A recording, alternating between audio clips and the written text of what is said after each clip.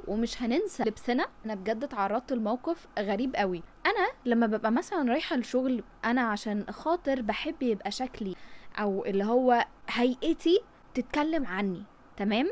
قبل كده اتسالت سؤال، هو انت بتيجي متشيكه كده ليه؟ فاللي هو السؤال ده فعلا استوقفني جدا، اللي هو انا باجي متشيكه ليه؟ في اسباب كتير قوي، منها ان انا فعلا عايزه الناس تبص لي بنفس النظره اللي انا ببص فيها لنفسي في المرايه. يعني من الاخر، لو انت بتصحي من النوم ما بتسرحيش شعرك، ما بتهتميش ان انت مثلا تكوي حجابك او لبستي حاجات مكسره، طب ما هو ده كله بيتكلم عنك. ما هو احنا لازم نحترم نفسنا، انا لازم احترم شكلي، انا لازم يبقى شكلي زي ما بنقول شكلك انيق.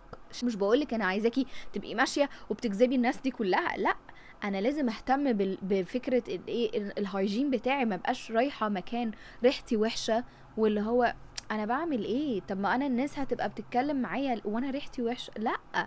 لازم الحاجات دي كلنا نخلي بالنا منها. الناس بتعرفنا من هيئتنا، ان الحاجات دي بعيدا عن الناس دي بتوريكي انت ازاي بتحترمي نفسك. ده كل ده احترام للنفس.